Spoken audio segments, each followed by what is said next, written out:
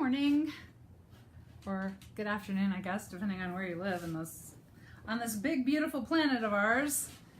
Today, I'm here for Synchronicity Tuesday because synchronicities are really important to me because they're when the universe gets personal. And when we are experiencing more synchronicities in our life, it means that we are doing something right and we are moving toward the next brightest version of ourselves. So if we're not experiencing synchronicities, somewhere we're out of alignment with our divine nature.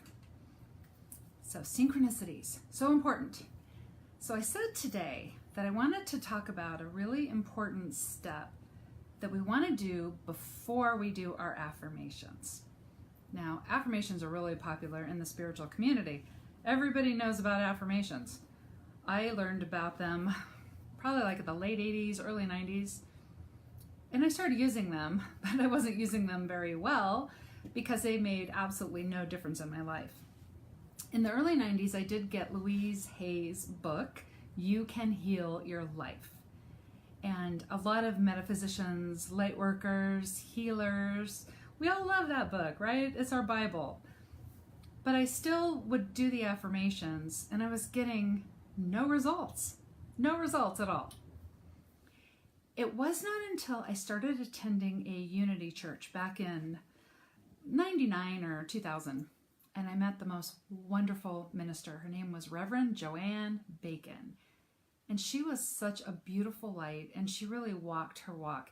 And she was a huge inspiration to me on my path and even where I am now.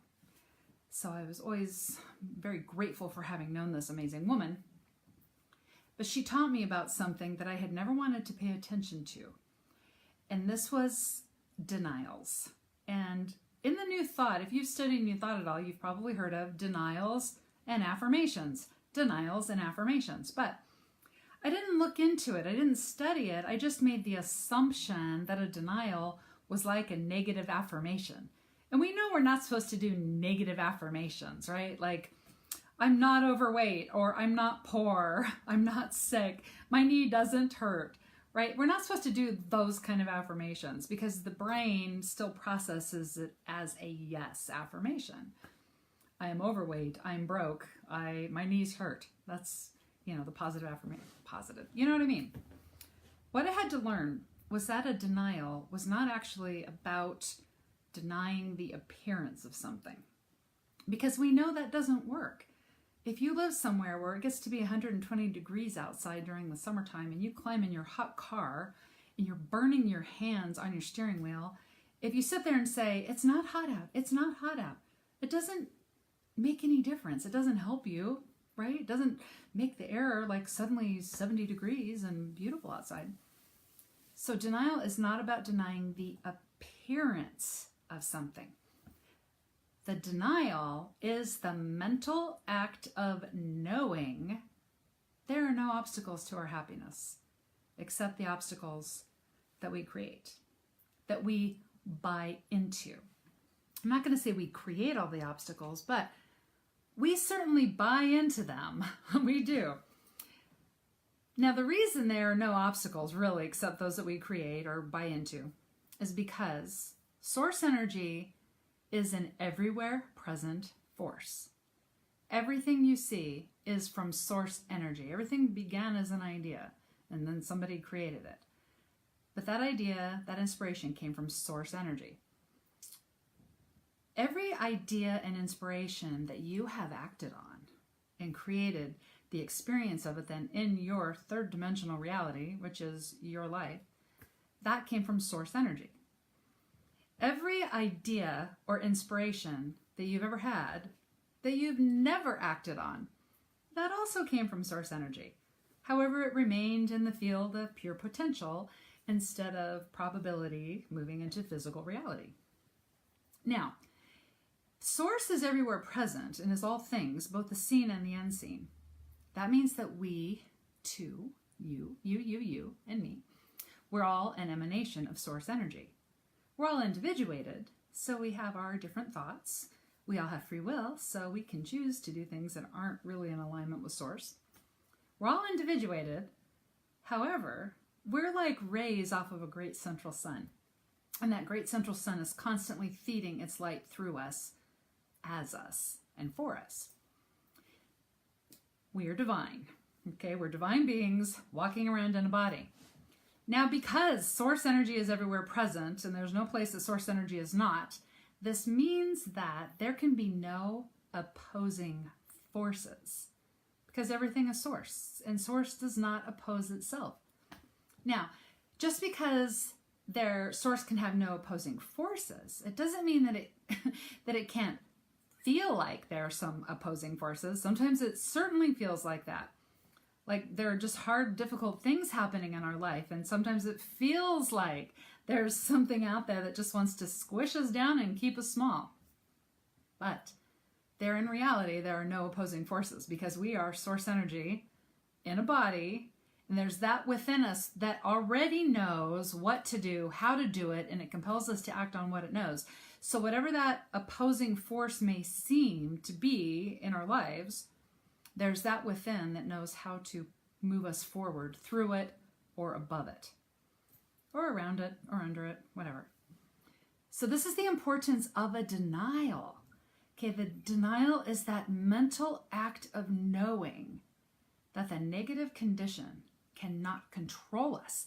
It has no control over our happiness or our unhappiness. That's all us.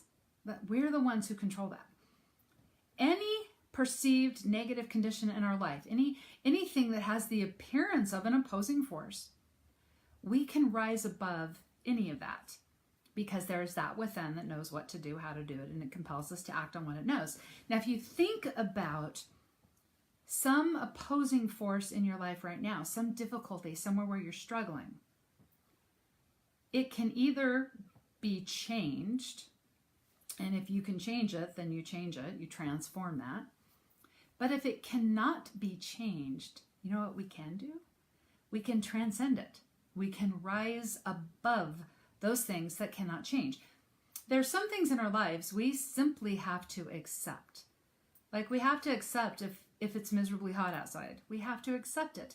However, that hot summertime air does not have the ability to control us. It does not have the power to control us and make us miserable. We can choose to transcend that hot, miserable weather and take other actions that bring us pleasure. Go someplace air conditioned, go swimming, right? We can do something. See, there are some things in our life we simply cannot change, no matter how much positive thinking we radiate. We cannot change the weather. We cannot change how tall we are. We can't change our height. We cannot change our family. Sometimes we have people in our family and maybe they bug us. Maybe they bug the shit out of us. But we have to decide, okay, am I going to have this person out of my life? Right? We're transcending a situation because we can't change it. We just have to move them out of our lives. Or we decide to accept them. And so the denial helps us understand if we can change something or if we have to rise above it. A denial also helps us to straighten out mistaken reasoning. For instance, having the belief that we don't have what it takes to accomplish something that we want to accomplish. We might think, I'm not smart enough, I'm not tall enough or thin enough, I'm not old enough, I'm not young enough, I don't live in the right place, I don't have the right connections. Those are all limited thinking. Those are all mistaken reasoning. And those thoughts, it's the thoughts that limit us. Now, it may be true that in appearance of our life, there may be a limitation. For example, I am not in any kind of shape to become an Olympic figure skater, right? You would not get me on a pair of ice skates, let alone competing. I would break something before I could even get on the ice, probably. Luckily, I have no interest in being an ice skater. But sometimes we do feel that limitation to be something. I know one thing that has always fascinated me is the musicals from like the 40s and the 50s with like Bing Crosby and Fred Astaire and Ginger Rogers. I always thought it would be fascinating to be that kind of a dancer. Now, my participation in musical theater is not very likely. However, I guess it's a possibility. It's just not a probability. But I did have an interesting conversation with this guy going on, like 20 years ago. And he says, well, just because not everything is possible. I can't ride on the space shuttle, right? And he's like, I said, he's in his 70s. So he's like, not anything is possible because he couldn't get a job being an astronaut on the space shuttle. A lot of times when we want something and there is a physical limitation or some kind of a limitation, there is an energetic alternative to that. And as I listened to this man talk, what he really wanted was adventure. And getting a job and being an astronaut on the space shuttle is not the only way we can have adventure. What he ended up doing was buying an RV and traveling around. And as far as I know, he's in his 90s now, and he's actually still traveling around in an RV. So if we think that we are limited in some way, there is an energetic alternative. And by practicing that denial, right, we can say, I am source and a body. There is that within me that knows what to do, how to do it, and it compels me to act on what it knows. That obstacle is perceived. I can still move forward. I can still have the energetic feeling of what it is I want. Like, we can't all be a dolphin either. It would be great to be a dolphin, but we can't be dolphins. We cannot transform like that. But there's the freedom that a dolphin has. There's the playfulness, and we can embody that. We can live that. So sometimes we see something that somebody else is doing, and what we really love about it is the feeling of it. Not exactly what they're doing, but it's the feeling of it.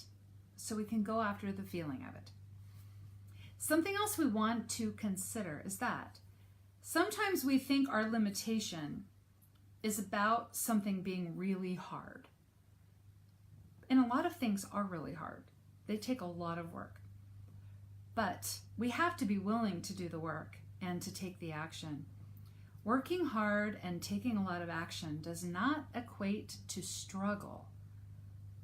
But in spiritual circles, this is kind of an idea that is out of control, that if we're going to create something, then the universe should do all the work, and it should just manifest effortlessly without any work on our part. It should just like appear out of the ethers.